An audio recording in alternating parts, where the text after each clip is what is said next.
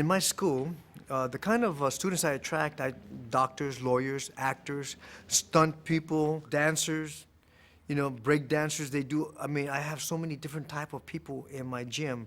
They come in, it's like a melting pot. I'm the bridge. It becomes sanctuary to most people that come here. Most of my students, they come here, they get a chance to release anger, fear, frustration, anxiety. They get a chance to release all that. At the same time, they get a chance to really understand, on their journey on this earth, that how to deal, instead of reacting, learning how to proact. Most people get fed physically. That's external stuff, okay? But internal means how you perceive things mentally, how you deal with your anger, your fear, your frustration, your anxieties. How do you deal with them? And that's what the Breakfast Club is about, is learning how. In other words, everything under your bed, in your closet, when somebody puts a threat to you, it comes up. Somebody threatening you, all that emotion will come up, unless you're drunk, and then it comes up either way. My job is to give you different windows. For the windows of your eyes and how you perceive it, I'll give you different windows of the same thing, so that way it makes sense to you, so you can move forward in your life, so you can recognize when somebody touches those nerves outside, you won't react to them because you already recognize them and you know how to deal with them. So it's a way of life. That's what Yukido-kan means. It means a way of life, and that's what I'm teaching them. Because, being in the ring, you only last so long in there in the ring. The square jungle represents their home, represents their work, represents around their peers. It represents knowing how to deal with that energy that's around you. It's about really teaching them about themselves. It's a way of life. What I really would like to add to all the fans, that's actually watching this, that I would really like to say, hey, we didn't come here just to get married, have a family, have a dog in a boat, and that's, the journey is to really understand ourselves, understand about love. Because I don't care, love is not for free. Love, you gotta earn, you gotta keep working on love to keep it going. And everything you do, if you don't do it for love, then it will disappear. You'll get tired of it. And I'm always a strong believer, everything in moderation.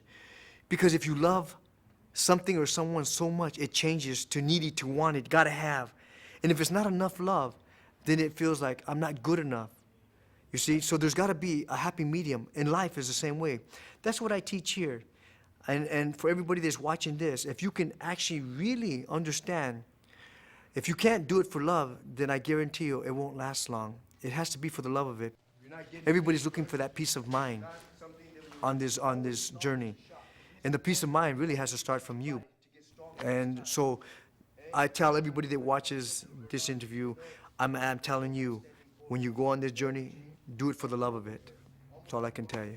I am teaching stunt acting right now at the, actually at the Lee Strasberg Academy. I'm teaching picture fighting, which is for for the movies, and then I'm teaching stage combat, which is for live audience. So that way, they're actually where live audience is a different type of choreography and type of training, using the audience's emotions, using their energy to feed on as a bounce back.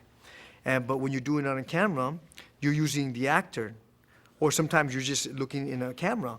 And you're talking to all the people out there, so it's a lot more acting. So I'm doing both, and so far, man, it's been really, really well. I have people from all over the world. I get a chance to actually teach them, really, all my experience that I've had through all my career, and I actually teaching them so they be able to act it out, the emotions that go behind it. And so far, it's been wonderful.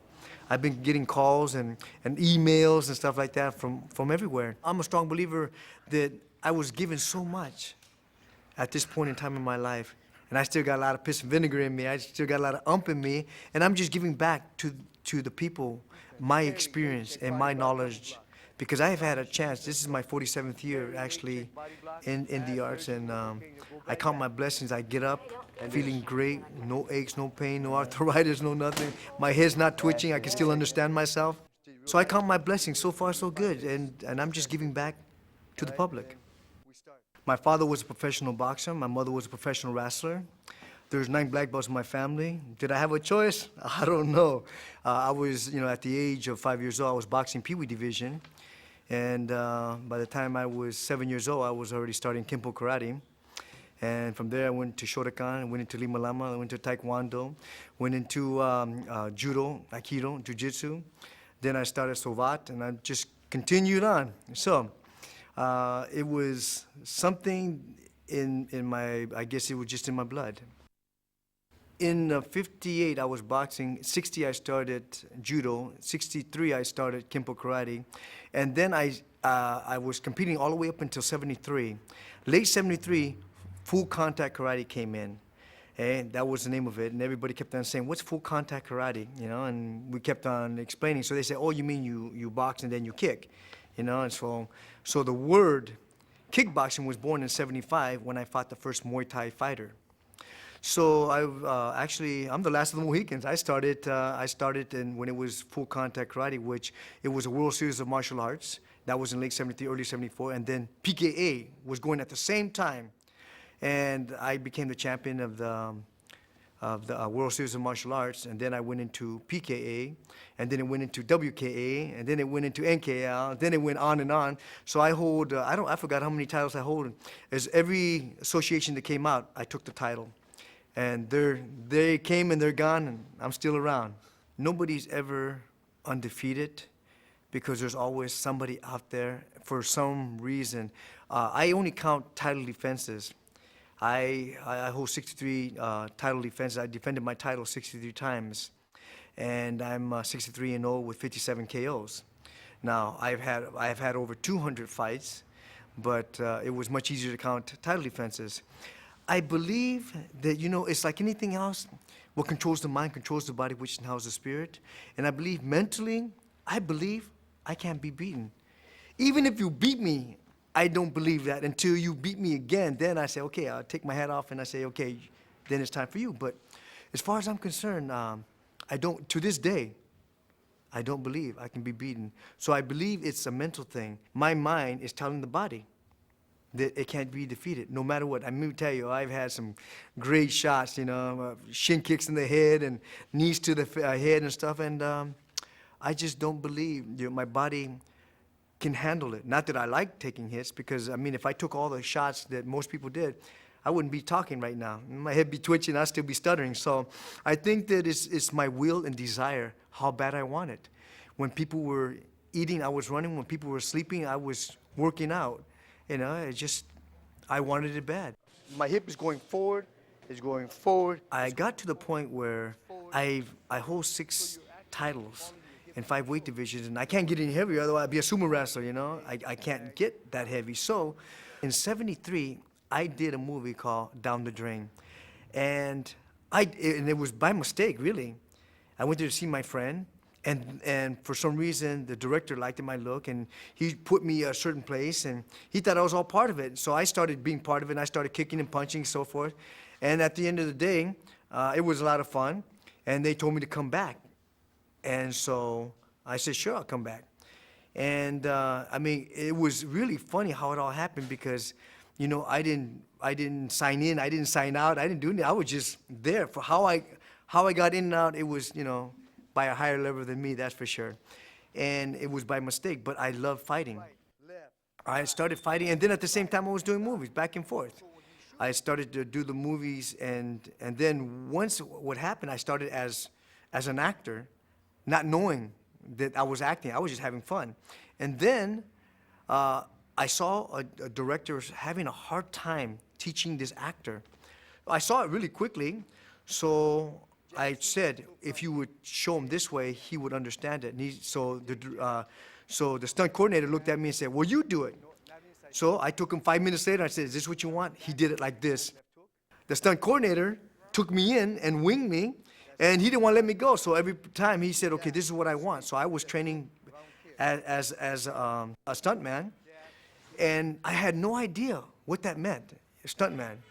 So they said, can you do this? And I said, sure. And I was falling down concrete stairways with no pads on or nothing, because I didn't know. All I knew is, at the end of the day, I was sore. The next day, I would go and repeat it, going through windows with no pads on. I told this stunt guy, I looked at him, I said, man, you're getting pretty heavy. You got to stay away from that craft table there, because you're getting pretty heavy. And he picked up his shirt, and I see pads on. I said, why do you have those on? He says, well, I'm going to go over the table. I said, you don't need all that to go over the table. And he said, yeah, I do. And I said, everybody has them? He said, yeah. So I started looking at everybody, and sure enough, I was going through windows, falling over walls, going through down stairways, concrete. I was doing stuff that I never had pads on because I didn't know people had them. So I had a rude awakening, should I say. I had a rude awakening transferring from, should I say, the art. So I took my fight from the ring to the screen.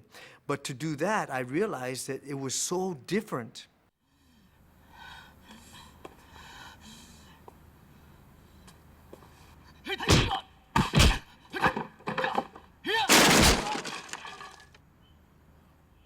I saw Jackie. I used to see some Chinese film in Little Tokyo in Los Angeles, and I didn't know who he was because, again, there was not in English or subtitles. It was just, they were talking in Chinese and stuff. But I was really like the movies. I liked the action in it, and I didn't even know who any of them were. The blind swordsman, all of them. I mean, I just liked the action. I was very physical to begin with. And so when I first went to Japan, I fought the Thai champion here at the Olympic Auditorium. And it was the first time I've ever been thigh kicked, really.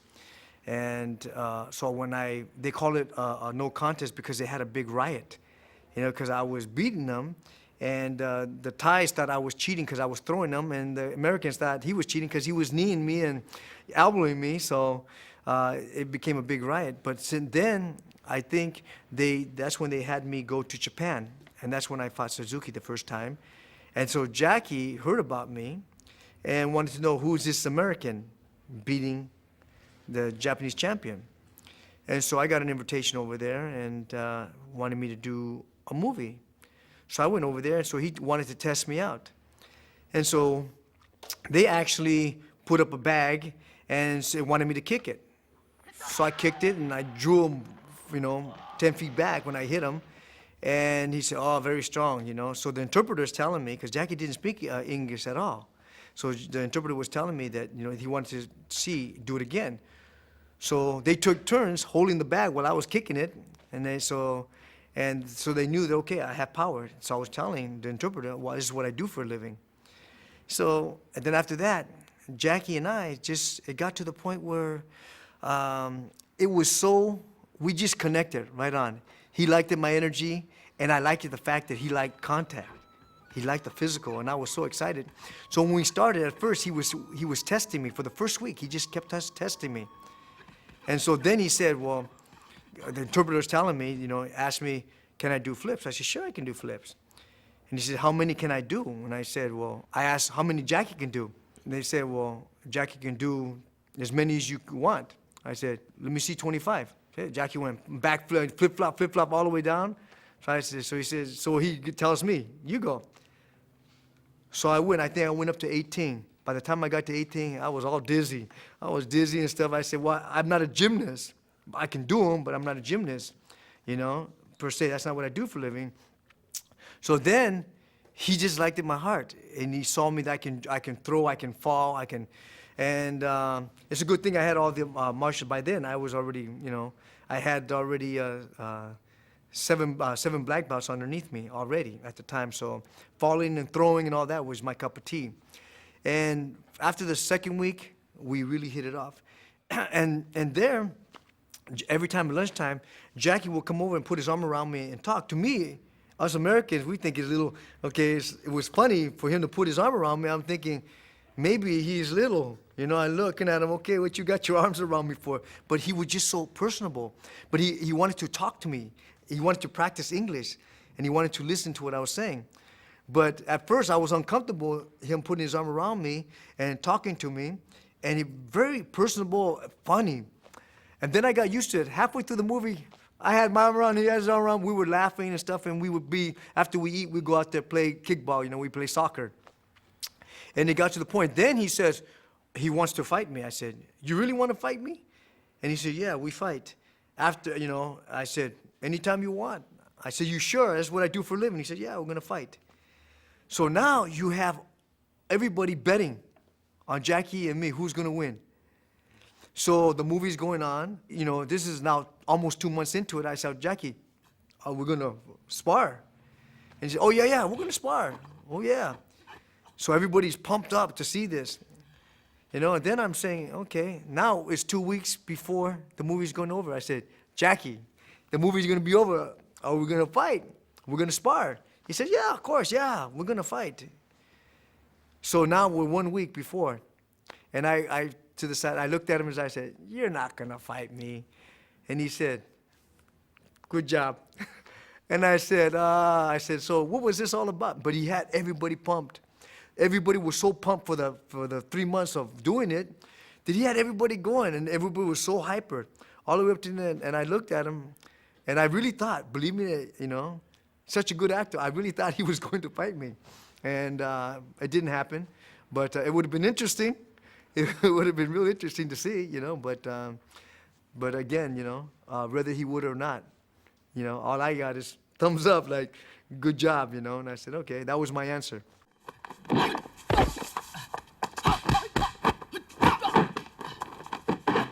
Actually, you know what, that fight there, I asked Jackie, because we're going to be hitting the ground and stuff like that, you know, how hard do you want to go? And he says, we go hard. I said, okay. So I said, we'll go hard enough, but he's, you know, and I said, to the face, he said, no, the body, we go hard. And so I said, fine. We start walking through it, the ideas. And then he did his ideas, I did my ideas, and I incorporated my stuff. And I start choreographing what I wanted to do. And then he said, okay, then he wanted to do that. And I said, okay, well, then I want to do this. And we just back and forth. And that's how we fought through the whole thing. Just, he bring in the way he wanted to, I bring in the way I wanted to. And then all of a sudden I think of ideas and the way he wanted. Then he had his group. And they all be right there, okay, then looking like, all right, then I would show them. Then after they showed me, they worked around me. Everything I wanted to do, Jackie said, okay. And everybody was looking. And everybody took turns saying, okay, if he does that to you, then we can do this, this, and this. Jackie said, okay. Then by then, he knew exactly what he wanted to do. By the time we got to the end of it, we were putting things together quickly. We just knew we had a nice rally back and forth. When I first met Samuel, I heard that, you know, he's very good and, you know, but I said he's kind of heavy though, you know, to be good as everybody's talking about, you know, especially, you know, I'm asking and they're saying he's very good, you know, good gymnast. And I'm thinking, well, how is he going to be a gymnast? How is he going to carry his weight? And then we started. I started watching him. I said, unbelievable. I said, doing jump rolls, backflips, kick-ups. And I said, he must be very strong. And I was so intrigued and so excited about it that I wanted to spar against. I wanted to get and do some fights in the movie with him. You know, I wanted to get out there and do it. But unfortunately, you know, he was doing all the funny part, and Keith and the other one had a chance to work against him. So, but I really wanted to work with Samuel because I liked his spirit, and he was so deceiving from his body weight and stuff. Very deceiving. You know, I believe in my heart, I think Jackie's a better actor. I think Samuel's a better director, and I think, okay, well, I can't fight everybody, but I would have loved to have fought Samuel and Jackie.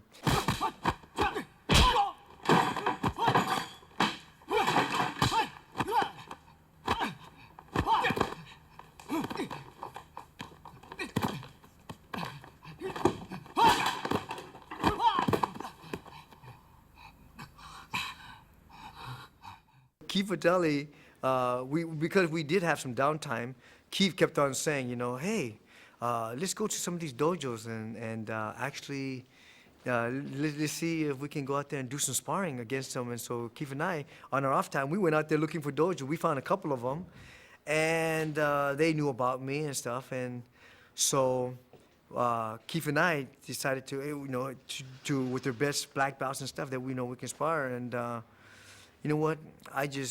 Keith had a nice time, but me, I just ran circles around him. And everybody was getting mad because I was hurting them. And I wasn't really meaning to hurt them.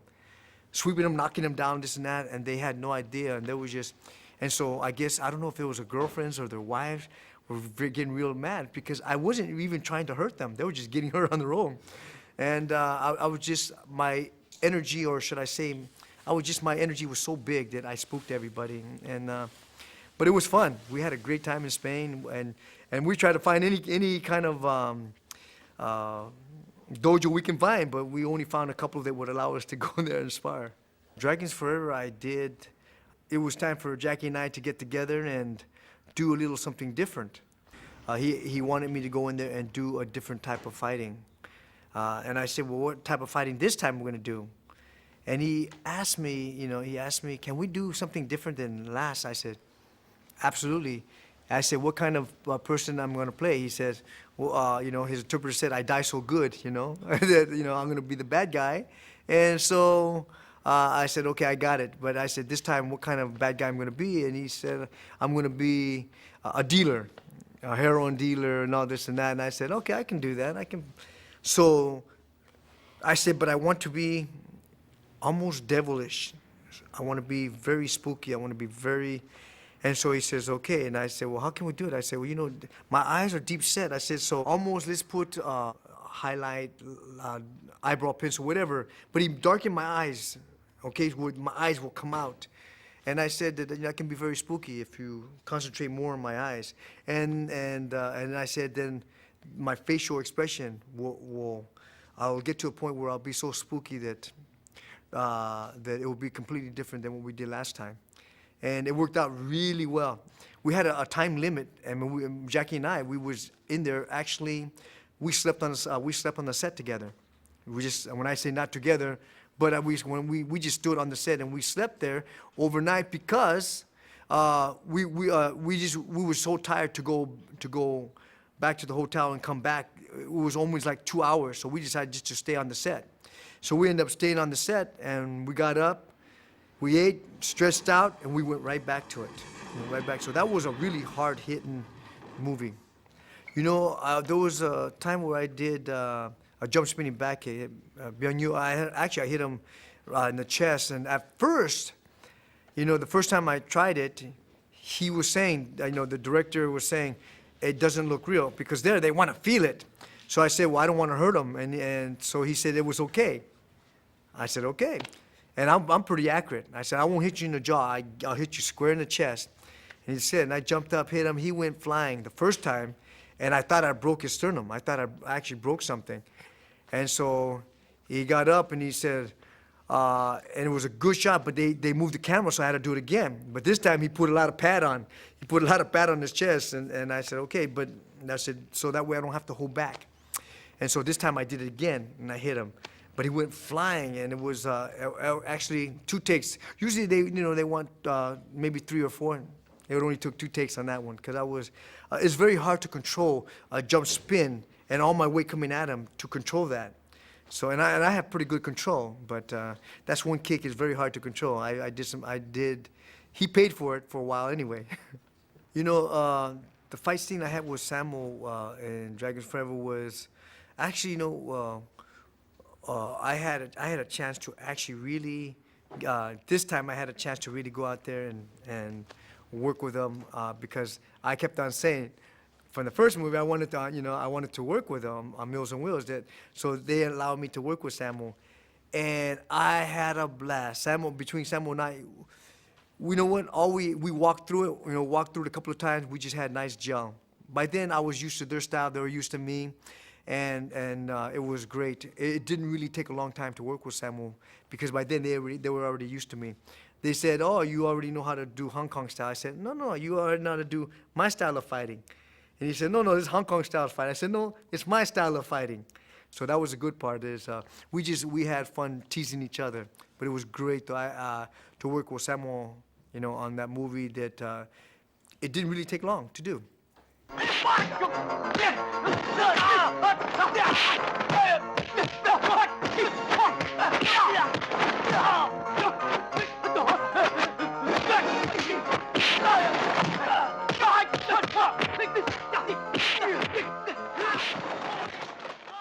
Dragons Forever was the last time that they were actually, all 3 of them was together, and it was very sad because they worked so well together and they gelled. They complement each other so well. And I was sad because I didn't see them in any other movies together. It's almost like there was a parting, like the brothers, and they went different directions. And it was sad because I was looking forward to coming back again. For third time's a charm. I was looking forward to coming back and fight all three of them and, really get, and do something a little different with all three of them. Maybe I will be the cause to bring them back together. I call them the Three Musketeers because together they gel so nice. I mean, there was such rhythm between all three of them, such harmony. And you watch them, it was almost like they were just moving in synchronicity. I really had a chance to see them work together. And I was very blessed and fortunate to work with all three of them.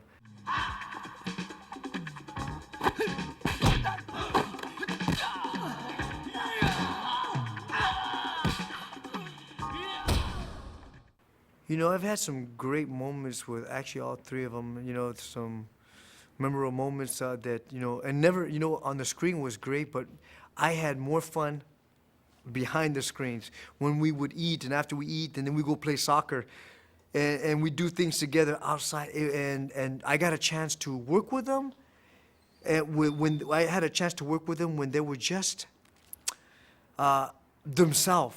They wasn't in front of a camera acting or nothing. They were just themselves, and this is one thing I cherish, and they would always want me to, especially Samuel, he would come and say, try this. And I said, it's still moving, and he would always say, try this. And I said, I don't know, man. The stuff looked like it's still moving. And he said, no, you must try. So I would try it, and they would all want to see my expression, me trying. And then, and that was always Samuel. Samuel's always wanted to bring me something that I've never seen or eaten, but it always looked like it was moving for some reason. Jackie was always the one that he was very, not secretive. His thing was wanting to always take me somewhere, just him and I, and sit down and talk. So, and we would talk about everything and anything because he just wanted to practice with me. He wanted to practice his English with me. And half the time, I was trying to figure out what the heck he was saying. And then sometimes I found out that I was using my hands like this, and as I was talking, and he would use his hands like he was trying to explain to me what he wanted, what he was trying to say, but then he would use his hands, and and it looked like if somebody was watching it from the outside, it looked like we would actually sign language each other because that's all we could communicate because I didn't really understand him as well, and things that I thought he said, I was off completely. I was off completely. So those are the memorable things that, that I take with me to this day.